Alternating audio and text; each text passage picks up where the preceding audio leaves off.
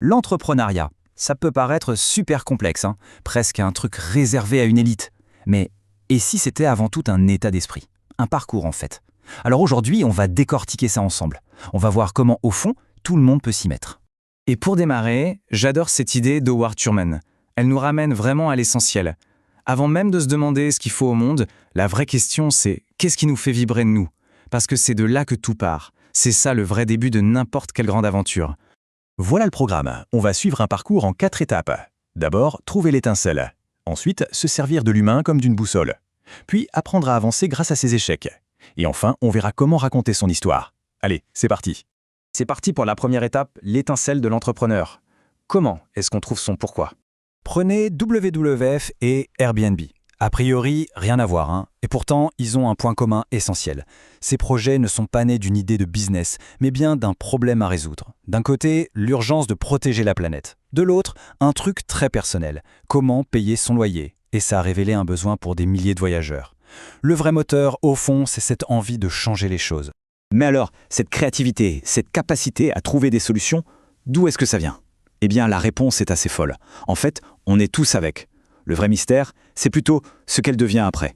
Regardez-moi ces chiffres. C'est une étude de la NASA et c'est juste bluffant. À 5 ans, 98% des enfants sont considérés comme des génies créatifs. 10 ans plus tard, on tombe à 12%. Et à l'âge adulte, à peine 2%. Comment c'est possible une chute pareille? Eh bien, en partie, c'est le système scolaire qui nous pousse à chercher la bonne réponse, la seule, l'unique, au lieu de nous laisser en imaginer plein. Et voilà tout l'enjeu. L'état d'esprit entrepreneurial, c'est précisément de faire le chemin inverse. C'est un vrai effort, conscient, pour désapprendre, pour casser les codes, sortir du moule et retrouver cette capacité qu'on avait tous étant gamin, celle de voir le monde avec un regard neuf. On passe à la deuxième partie, l'utilisateur comme boussole. L'idée, c'est de laisser l'empathie nous guider. Avoir l'étincelle, c'est bien, mais ça ne suffit pas. Pour que ça devienne un vrai feu, il faut la confronter au monde réel. L'exemple d'Anu Sridharan est parfait pour ça. Pour régler les problèmes d'accès à l'eau en Inde, elle n'est pas restée dans son bureau en Californie à faire des plans. Non, elle est allée sur place. Elle a vécu avec les gens pour comprendre leur quotidien. C'est ça l'empathie en action. C'est descendre de sa tour d'ivoire et mettre les mains dans le cambouis. Et attention, cette immersion, ça s'organise. C'est pas juste aller voir ce qui se passe, non. D'abord, on définit clairement ce qu'on va apprendre. Ensuite, on observe, on écoute, on note tout, surtout ce qui nous surprend. Après ça, on prend du recul, on synthétise pour trouver des points communs, des schémas. Et c'est seulement là qu'on peut vraiment identifier le problème central, celui qui mérite qu'on s'y attaque. Pour éviter que l'utilisateur reste un concept vague, un peu abstrait, il y a un outil génial, le persona. En gros, on crée un personnage de fiction, mais qui est basé sur des tonnes d'observations bien réelles. Et d'un coup, on ne parle plus de statistiques. Le problème a un visage, un nom, une histoire. Ça change tout. Par exemple, voici Marie. On se l'imagine très bien, cette jeune pro Atari. Il est tard, la soirée est finie, elle est fatiguée, un peu agacée. L'attente, le froid, le sentiment d'insécurité. Elle ne cherche pas juste un moyen de transport. Ce qu'elle veut, c'est de la simplicité, de la rapidité et surtout de la sécurité. Et quand on se met dans la peau de Marie, on ne crée pas juste une application de VTC, on crée une solution à son angoisse. Et croyez-moi, la différence, elle est énorme. Allez, troisième partie. Échouer pour mieux avancer. On va voir comment l'expérimentation, et oui, l'échec, sont en fait les clés du succès. 5127. Ce chiffre, il vous dit quelque chose? Qu'est-ce que ça peut bien être? Le nombre d'habitants d'un petit village? Le prix d'une voiture? Non, c'est beaucoup plus que ça. C'est le nombre de prototypes ratés que James Dyson a fabriqués avant de sortir son aspirateur révolutionnaire. 5127 fois, il s'est planté avant de trouver la bonne formule pour son aspirateur sans sac. Ça montre bien une chose, l'innovation, ce n'est pas un coup de génie qui tombe du ciel. C'est un marathon d'essais, d'erreurs, d'ajustements.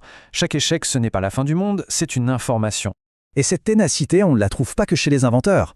Pensez à J.K. Rowling. Elle s'est fait claquer la porte au nez par 12 éditeurs avant qu'enfin quelqu'un accepte Harry Potter.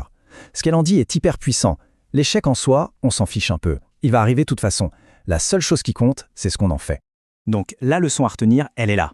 L'échec, ce n'est pas une honte, c'est une ressource. C'est même l'info la plus précieuse qu'on puisse avoir pour s'améliorer. Arianna Huffington, par exemple, s'est fait ressouler plus de 40 fois avant de lancer le Huffington Post. La clé, ce n'est pas de ne pas avoir peur d'échouer, c'est d'apprendre à gérer cette peur. On arrive à la dernière ligne droite, la quatrième étape, raconter son histoire. Comment on fait pour transformer un projet en un récit qui captive vraiment les gens? Une fois qu'on a la solution, le boulot est loin d'être terminé. Maintenant, il faut la faire exister pour les autres. Et pour ça, il n'y a pas de secret. Il faut devenir le premier ambassadeur de son projet, son premier compteur. Parce que les listes de fonctionnalités, les chiffres, ça s'oublie vite. Mais une bonne histoire, ça reste gravé. Une histoire qui marche, c'est une histoire qui crée de l'émotion, qui crée un lien. Pensez au film Le Cercle des poètes disparus. Le prof, John Keating, il ne fait pas qu'enseigner la poésie. Il la fait vivre. Il la connecte à la vie de ses élèves, à leurs espoirs, à leurs doutes.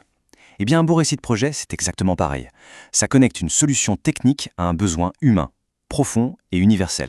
Et tout ça, ça nous ramène finalement à notre point de départ. Et pour finir, je voudrais laisser cette question en suspens, une question qui vient de ce même film. Quel sera votre verre? Quelle sera la contribution unique que chacun de nous peut apporter au monde? C'est peut-être ça, au fond, la question qui est au cœur de tout le parcours de l'innovateur.